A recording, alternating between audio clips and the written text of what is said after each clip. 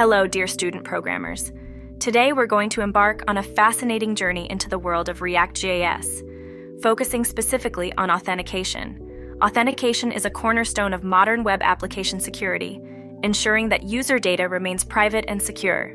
In this tutorial, we're going to learn how to implement a robust authentication system using bearer tokens and third-party libraries like auth.js. By the end of this session, you'll have a solid understanding of how to handle user logins, manage session tokens, and secure your React applications. So gear up, prepare to dive into some code, and let's make your web applications more secure. Now, let's dive into the code.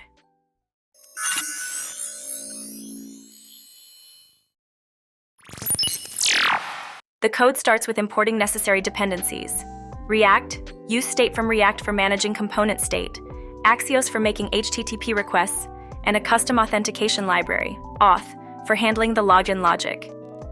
The login component is a functional component that utilizes React hooks for state management. The useState hook is used to create two pieces of state: email and password, which will store the user's credentials. Inside the login component, a handle login function is defined. This function is asynchronous, indicating that it deals with asynchronous operations, like network requests. The function starts with a try-catch block, a common JavaScript construct used for error handling. Within the try block, the auth.login method is called with the user's email and password. This method is assumed to communicate with a backend service to authenticate the user. If successful, the backend responds with an authentication object that includes an access token, often referred to as a bearer token. The access token from the authentication response is then used to set a default authorization header for Axios. This configures Axios to automatically include the bearer token in all subsequent HTTP requests, which is critical for accessing protected resources that require authentication. Finally, the catch block is used to handle any errors that occurred during the login process, such as incorrect credentials or server issues. The return statement of the login component renders a simple form with two inputs for the email and password, and a button to submit the form. The onChange handlers update the component state with the user's input, and the onClick handler for the button invokes the handle login function.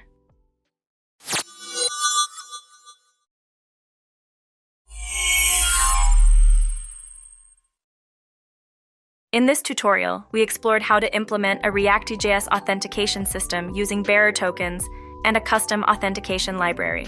Through this process, we've touched upon several key programming concepts. Extensibility. By using bearer tokens and modular authentication logic, our solution can easily be extended to support different types of authentication methods and integrate with various backend systems.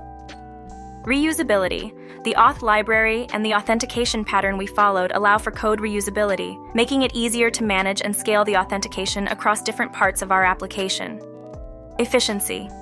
By managing the authentication state and token lifecycle efficiently, we ensure a smooth and secure user experience while minimizing unnecessary requests to the server. Thanks for watching, everyone, and don't worry if you missed anything. We've added a link to the source code in the description. If you found this video to be helpful, please like and subscribe for more of the same. Thanks again, and remember, we're always learning, so keep coding, keep exploring, and keep building amazing web applications.